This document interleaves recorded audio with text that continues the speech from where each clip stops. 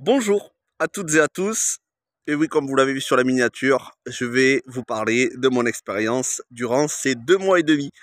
2 mois et demi de vie nomade où je me suis retrouvé à vivre dans ma voiture. Vous l'avez vu, vous le voyez à travers les différentes vidéos, à travers les différents lives. J'en ai parlé beaucoup avec vous sur les réseaux sociaux, en privé. Vous avez pu voir un petit peu quelle a été ma vie pendant ces 2 mois et demi. Je vais vous dire comment j'en suis arrivé là, comment se sont passés ces 2 mois et demi. Je vais faire ça dans la nature, puisque c'est une des dernières vidéos qui vont se passer dans la nature. Alors vous inquiétez pas, il y en aura beaucoup d'autres, hein, mais là il y en avait quasiment tout le temps. Maintenant vous en aurez dans un appartement, puisque oui, je vais aménager dans un appartement d'ici quelques jours. Et donc je vais vous dire un petit peu mon retour sur ces 2 mois et demi, 75 jours précisément, à vivre dans ma voiture, comment ça se passe. Comment ça se passe quand on perd son appart? Comment ça se passe quand on perd la possibilité d'avoir un boulot? Parce que pas d'appart en France, pas d'appart, pas de boulot. Pas de boulot, pas d'appart. Et c'est le serpent qui se mord la queue. Et à partir de là, il faut faire des pieds et des mains entre les assistantes sociales, demandes de logements sociaux. Et encore, moi j'ai beaucoup de chance parce que je me suis battu voilà, tous les jours motivé pour trouver un logement. Et j'ai fait toutes les démarches possibles, mais il y a des gens qui galèrent bien plus que moi. Donc, je vous parlerai à la fin de la vidéo de l'avenir de la chaîne, parce que c'est loin d'être terminé. Parce que même si je vais chercher un boulot, quand je vais être installé maintenant, je vais chercher un boulot parce que c'est un logement temporaire. C'est pas mon logement définitif. Je cherche un T2. Et là, ça va être un petit studio, c'est une pièce. C'est surtout pour être à l'abri pour l'hiver. Donc forcément, je vais chercher un boulot pour pouvoir augmenter mes revenus, pour avoir un logement qui me permette enfin de faire ce que j'avais prévu à la base, c'est-à-dire d'avoir une pièce dédiée pour ma chaîne avec gaming room, tout mon matos informatique multimédia, quelque chose où je sois bien, quelque chose où je me projette sur le moyen, voire un peu plus long terme. Donc voilà, ça j'en parlerai à la fin de l'avenir de la chaîne, parce que comme je l'ai expliqué lors du live, on va parler un peu moins de cinéma-série sur la chaîne, et de plus en plus de jeux vidéo. Mais vous inquiétez pas, on restera cinéma-série. Alors comment j'en suis arrivé? Et en même temps, je me balade sur un petit chemin, dans la nature. Si vous entendez un train, c'est parce qu'il y a une voie ferrée à côté, mais on est à l'abri normalement des voitures. Alors comment j'en suis arrivé là? J'étais dans mon appartement, celui que vous avez vu depuis les tout débuts de la chaîne. Ça faisait 9 ans que j'y étais. C'était une horreur, c'était un cauchemar. Un appartement, mais quand je vous dis un cauchemar, c'est que je souhaite même pas aux gens que j'apprécie pas d'habiter dans un logement comme ça. De la moisissure, de la rouille, des morceaux de plâtre qui tombaient, quelque chose qui avait été mal construit, qui était... voilà, il y avait des malfaçons, bref, un conflit juridique entre syndic, constructeurs, c'était de la folie. Mais comme je suis un bon pigeon, parce que mine de rien je suis gentil, un peu trop bon comme on dit, je suis resté et j'ai pas dit grand chose. Déjà parce que à l'époque, avant le Covid, je bossais 40 heures par semaine, donc j'avais pas trop le temps de m'en occuper. Puis après voilà, toute période Covid. Tiens, vous voyez, il y a un train qui passe.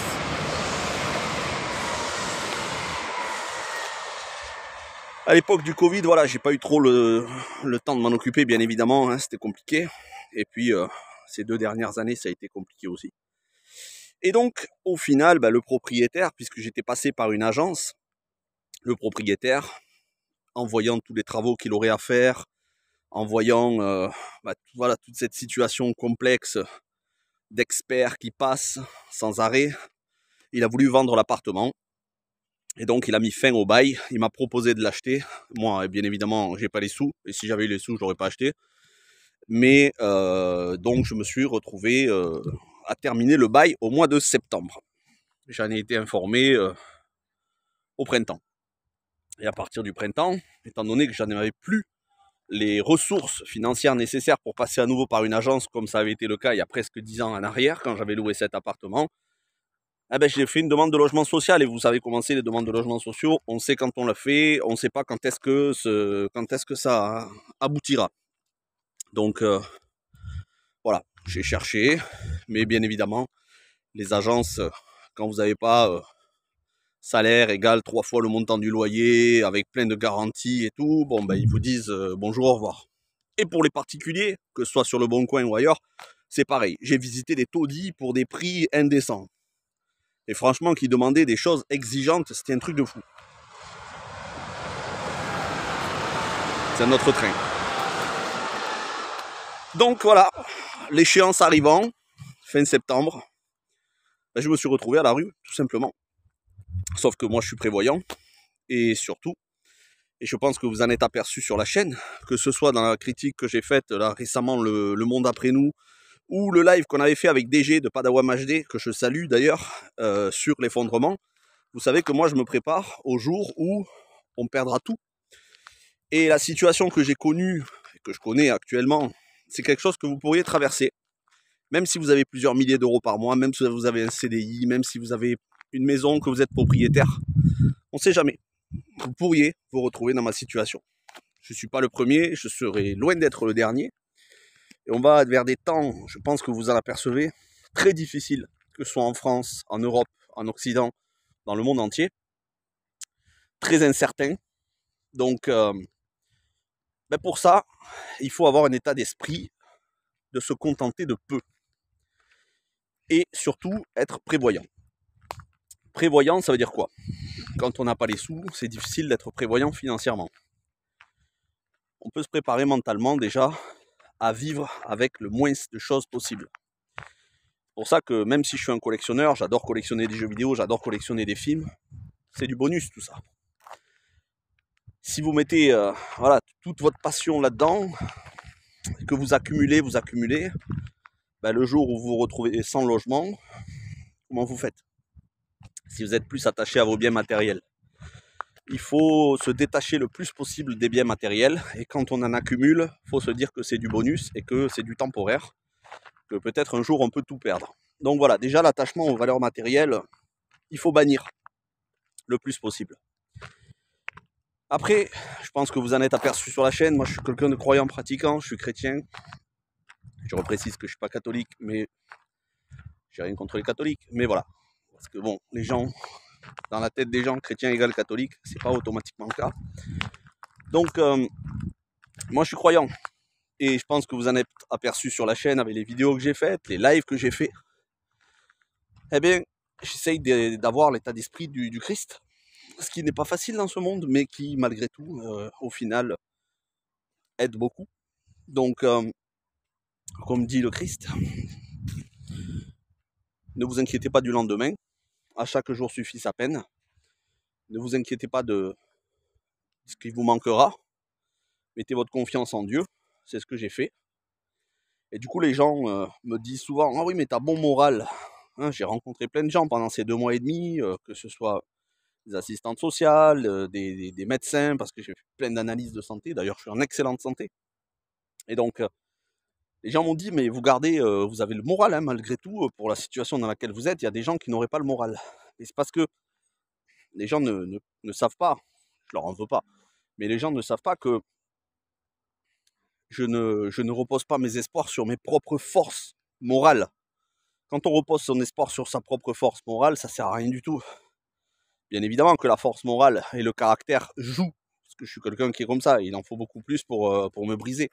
Mais voilà, tous les jours, je méditais, tous les jours, je me lisais un petit passage de la Bible, tous les jours ou presque, tous les jours je priais.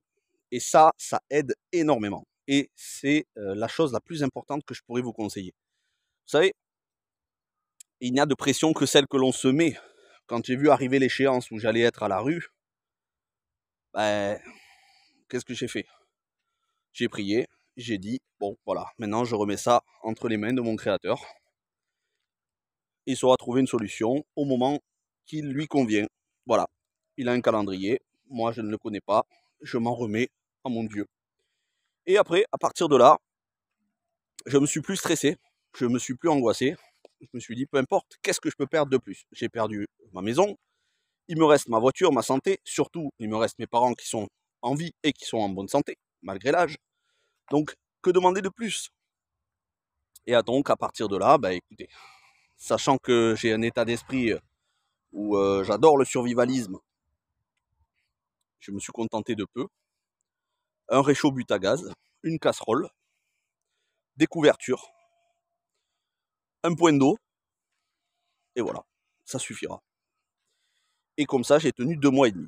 Et ce que je vais vous dire, c'est pas exagéré de le dire, je pense vraiment que ça va me manquer cette vie que j'ai eue pendant 2 mois et demi. C'est pour ça que je vous dis, ne me plaignez pas, soyez contents pour moi. Et le mode de vie que j'ai eu pendant 2 mois et demi, je le souhaite à tous. Que ce soit choisi, moi je l'ai subi, mais je m'en suis accommodé. Mais je vous souhaite de traverser une expérience comme ça que vous aurez choisi de traverser. Peut-être pas autant que moi, 2 mois et demi, mais je vous souhaite de vous immerger dans un mode de vie nomade. Et si vous avez vu le film Nomadland, dont j'avais fait la critique sur la chaîne d'ailleurs, qui avait eu l'Oscar du meilleur film, il me semble, qui est un excellent film, bah c'est un petit peu la vie que j'ai vécue pendant 2 mois. Alors oui, c'est sûr que là, au mois de décembre, quand il y avait du vent glacial qui, qui pique, c'est pas évident. Mais heureusement, comme je suis dans le sud de la France, il fait très bon. Le mois d'octobre, on se serait cru en plein été. Le mois de novembre, il faisait encore très bon. Et aujourd'hui, vous voyez, on est au mois de décembre. Hier, il y avait des moustiques tellement il faisait doux. Donc, c'est vrai que si j'avais été peut-être dans le nord ou dans la Creuse, avec le froid et la pluie et le vent, ça aurait pas été aussi cool. Mais franchement, la vie de nomade, c'est quand même une liberté incroyable en fait. Vous n'avez pas toutes les contraintes que vous avez quand, quand vous avez un logement. Ben là, voilà, pas de facture d'électricité, pas de loyer, pas tout ça. Donc c'est quelque chose que je vous encourage vraiment à expérimenter. Faites-le un mois, immergez-vous comme si vous aviez tout perdu, comme si vous aviez perdu ordinateur, télévision, maison. Il vous reste la voiture, éventuellement, si vous avez une voiture, un sac à dos, des papiers, voilà, vos papiers, carte grise, permis, tout ça, un petit réchaud, des bouteilles d'eau, et ensuite, vous expérimentez tout ça. Eh bien, vous allez ressentir une liberté incroyable. Je vous le dis. Au début, ça va pas être facile, peut-être, parce que vous n'êtes pas habitué, même si moi, ça a été facile dès la semaine suivante. Voilà. 2-3 jours après, j'avais déjà pris mes marques. Mais voilà, vous ressentez une incroyable liberté, hors système. Et ça, je le souhaite à tout le monde.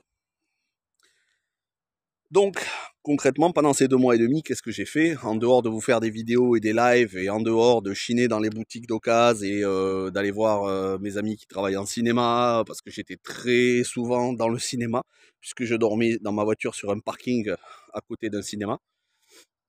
Mais qu'est-ce que j'ai fait? J'ai fait toutes les démarches nécessaires pour retrouver un logement déjà, bon, plein d'autres démarches nécessaires, des démarches de santé. Maintenant, j'ai enfin trouvé un logement, un petit logement, petit studio.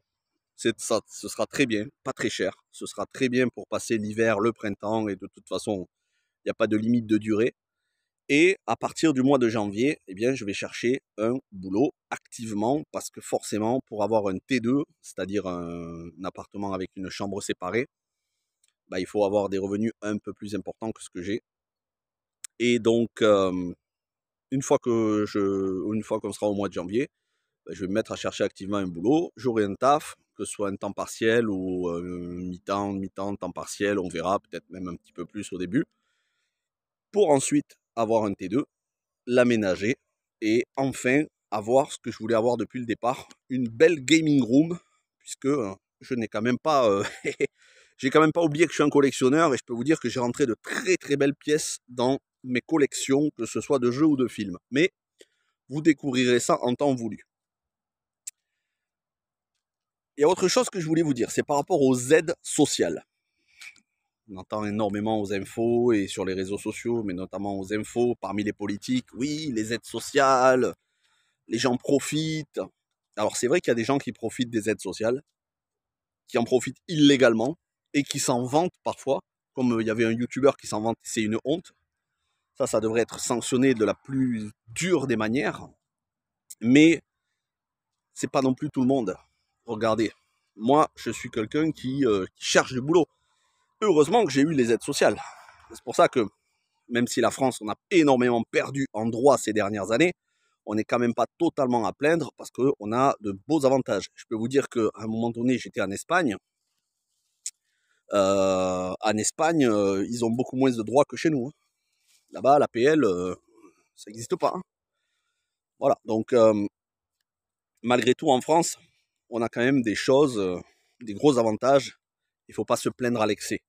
Mais surtout, il faut arrêter de croire que tous ceux qui touchent des aides sociales, ils le font parce que c'est des feignants.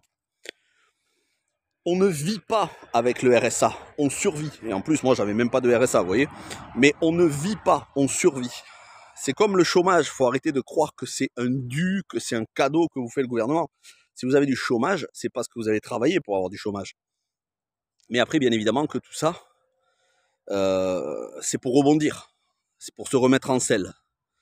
Donc, essayez d'avoir un point de vue un petit peu moins, on va dire, dur sur les gens qui touchent des aides sociales, parce que croyez-moi, quand on est au chômage pendant 3 mois, on se repose. Quand on est au chômage pendant 3 ans, on n'a qu'une hâte, c'est de retrouver une activité professionnelle. Donc, c'est très important aussi de demander ce à quoi vous avez droit. Il n'y a pas que les gens qui viennent d'autres pays qui ont des droits aux aides sociales. Il y a aussi les gens qui vivent dans ce pays, qui ont travaillé, qui ont la nationalité, qui respectent la loi. Eux aussi, ils ont le droit aux aides sociales et il ne faut pas avoir honte de les demander. Ça, c'est une chose importante. Et tous les gens que j'ai croisés, que ce soit les assistantes sociales, que ce soit les conseillères Pôle emploi, les conseillères de la CAF, tous m'ont dit qu'il ne faut pas avoir honte de demander des aides sociales. Hein. Donc, c'est une chose de demander des aides sociales, ça n'est une autre d'en profiter illégalement. Donc voilà, n'ayez pas honte si vous vous retrouvez dans une situation galère à taper à toutes les portes. Bref, petite parenthèse. Donc voilà, 2 mois et demi, 75 nuits que j'ai passées dans ma voiture. Alors, petite parenthèse, les gens me disent, mais pourquoi t'es pas allé dormir chez tes parents? Bon, je ne vais pas vous raconter toute ma vie privée non plus. Mes parents, je les voyais tous les jours, c'est pas le souci. C'est juste que j'aime avoir mon indépendance. Et puis bon, la situation n'était pas si grave que ça. Voilà. Dormir dans ma voiture, c'est quand même un gros kiff pour moi. Parce que je peux dormir où je veux. Et d'ailleurs, vous avez vu quand je vous ai fait un vlog sur un petit village médiéval de mon département, ben, j'ai passé quelques jours comme ça à la montagne. Et à l'avenir, je le referai. Parce que c'est encore une fois une liberté incroyable que de pouvoir s'arrêter dans un endroit, se faire à manger, se mettre une couverture et dormir dans sa voiture. Après, il faut savoir que moi, j'ai aucun problème à dormir n'importe où. Je peux dormir assis, ça m'est même déjà arrivé de dormir debout contre un mur. Je dors très bien. Dans ma voiture, je dormais 8 à 10 heures par jour. Vous voyez, j'ai un sommeil, moi, il faut vraiment qu'il y ait un tremblement de terre pour me réveiller. Donc, voilà, petite parenthèse, si j'ai dormi dans ma voiture, c'est parce que je l'ai décidé. Voilà. Mais j'aurais très bien pu être domicilié. Mais c'est un choix que j'ai fait, ce choix d'expérimenter une vie nomade, de me déplacer. Je ne dormais pas toujours aux mêmes endroits. Et franchement, ça a été très agréable. Donc voilà, concrètement, maintenant, je vais rentrer dans un appartement. Alors, un petit studio, ça va pas non plus... je vais pas non plus installer la télé, l'ordinateur, les armoires et tout ça. Hein. C'est vraiment un lit, un four, une plaque électrique et toute la journée, je vais chercher du taf. Je vais continuer de garder mes affaires bien à l'abri dans un box de location, mais au moins j'aurai un toit au-dessus de la tête. Je vais continuer bien évidemment à vous faire des vidéos. Tant que j'ai pas un taf, je peux me permettre de vous faire des vidéos presque tous les jours. Et puis quand j'aurai un taf, je continuerai à vous faire des vidéos bien évidemment. Alors, il n'y en aura pas tous les jours, mais il y en aura quand même plusieurs par semaine. Et enfin, alors là, ce sera à mon avis pas avant septembre 2024, voire peut-être fin 2024, quand j'aurai un nouvel appart, que je serai bien installé. À ce moment-là, on pourra faire tout ce que je vous avais dit depuis le départ. Une belle gaming room, ouverture de la chaîne Twitch parce que j'ai tellement hâte de faire énormément de jeux vidéo avec vous. Il y aura toujours des vidéos cinéma-série, mais il y en aura moins parce qu'aujourd'hui, par rapport à l'ouverture de la chaîne il y a 4 ans, un petit peu plus maintenant que 4 ans en arrière, le cinéma et les séries, ce que le cinéma et les séries proposent, ça m'intéresse de moins en moins. Quand je vois les classements, quand je vois les nominations aux Golden Globes, c'est catastrophique pour moi. Donc ça m'intéresse de moins en moins. Les séries, les films, ce que Hollywood propose m'insupporte au plus haut point, si vous voyez ce que je veux dire. Euh, donc je sélectionne drastiquement. C'est pas parce que les réseaux sociaux, les gens disent que c'est super que je vais aimer. C'est pas parce qu'ils disent que c'est mauvais que je vais pas regarder.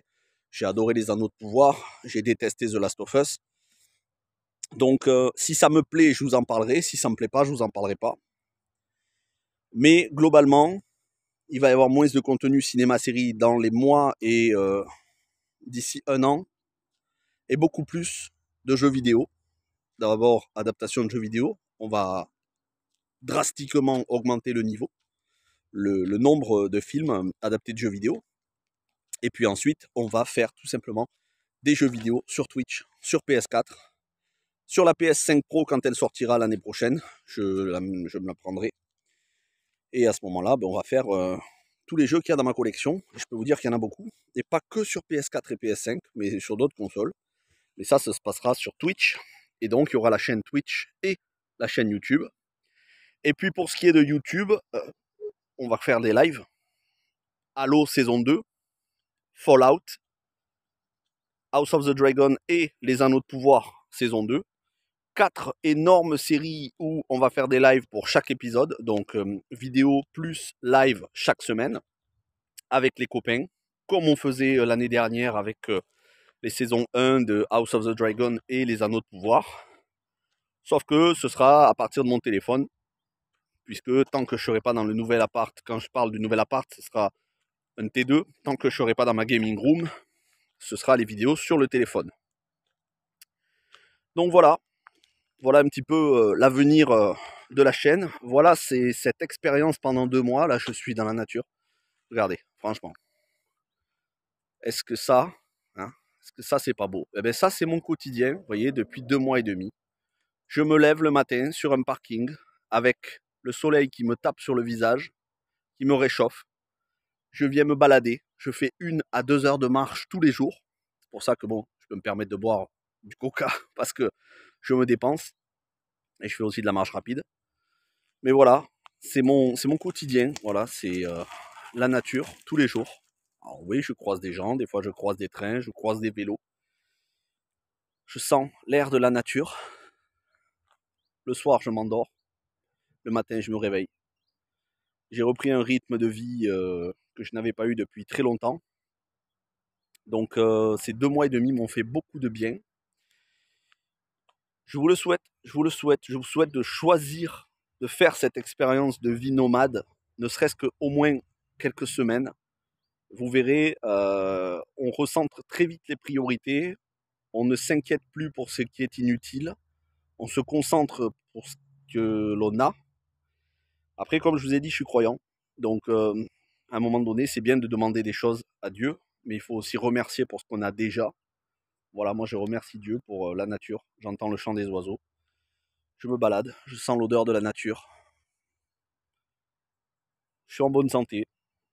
Que demander? Mes parents sont en bonne santé, ce qui est quand même plus important. Que demander de plus? Voilà, je remercie Dieu pour ça. Alors il y en a qui croient, il y en a qui ne croient pas, ça c'est chacun qui voit, mais c'est important de se recentrer sur les valeurs les plus importantes. Surtout que ce monde est en train de partir en sucette à une vitesse phénoménale. Voilà. Ne mettez pas votre confiance dans ce système, n'essayez pas de le sauver, de toute façon il n'est pas sauvable. Essayez de trouver le contentement, c'est-à-dire avoir une vie simple, dénuée de matérialisme. Quand vous pouvez profiter des avantages, je ne parle pas des avantages sociaux et financiers, mais quand vous pouvez profiter de votre passion, film, série, jeux vidéo, c'est super. Si vous ne pouvez pas en profiter pleinement, essayez un petit peu. Et puis voilà, rappelez-vous que si vous êtes en bonne santé, si vous avez au moins une voiture, un réchaud, vous vous contentez de peu, vous vous nourrissez de peu. Alors c'est sûr, vous n'allez pas aller au resto tous les jours. Tout ça, pas grave. Vous avez l'essentiel. La nature, un endroit où être au chaud.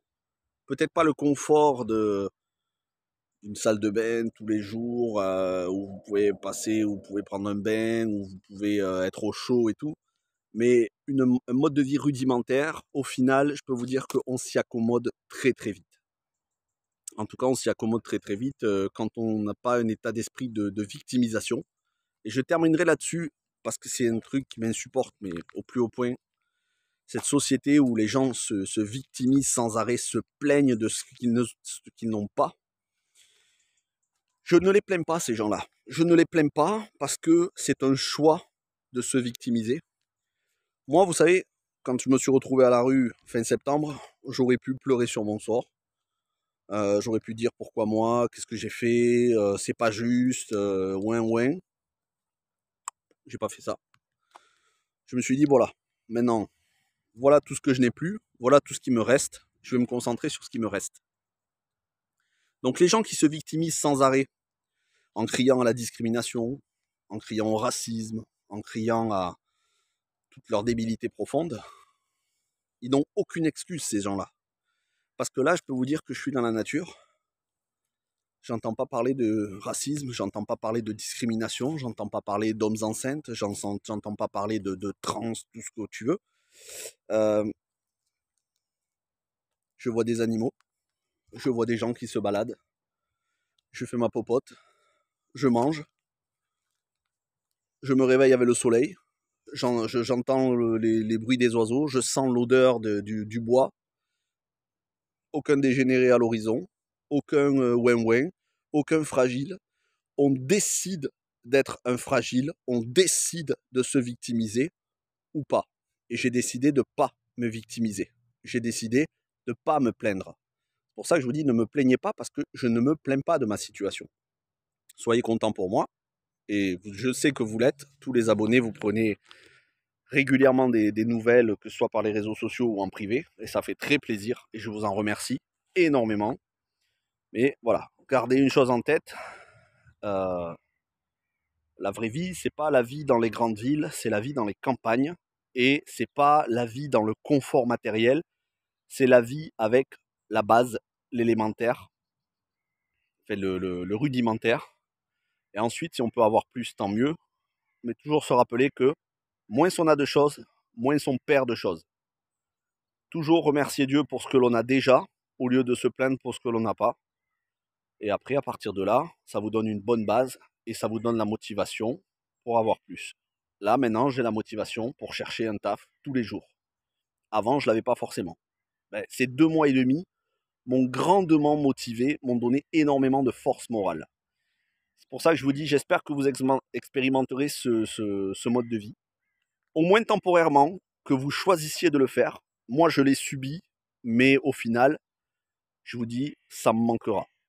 Et de temps en temps, j'irai refaire un petit tour dans la nature en dormant quelques nuits dans ma voiture, en me baladant dans mon département. Parce que j'ai découvert plein d'endroits, même si je connais mon département par cœur. Ça fait quand même beaucoup d'endroits où je n'étais pas allé depuis quelques temps et j'ai pu le faire. Vous voyez, c'est ça aussi, la mode de vie nomade. Un jour, je suis là. Un autre jour, je suis à la montagne. Un autre jour, je suis à la mer. Bon, j'ai la chance d'avoir un département qui est magnifique, les Pyrénées-Orientales. Mais c'est la liberté. Et ça, comme dirait quelqu'un que j'apprécie beaucoup, la liberté n'a pas de prix. Merci à toutes et à tous. On se retrouve très vite pour beaucoup d'autres vidéos sur la chaîne, des lives, surtout à partir du mois de février avec Halo saison 2. Et à partir de là, il y aura des lives quasiment chaque semaine. N'hésitez pas à liker, surtout à partager la vidéo pour qu'elle soit vue un maximum de fois, à réagir en commentaire. Je réponds à tout le monde. Parfois, je mets un petit peu plus de temps à répondre, mais je réponds toujours. Et encore une fois, je remercie toutes les personnes qui, pendant ces 2 mois, ont pris des nouvelles et m'ont demandé et m'ont donné aussi de la motivation. Et ça fait plaisir. Merci du fond du cœur. Portez-vous bien. À très vite.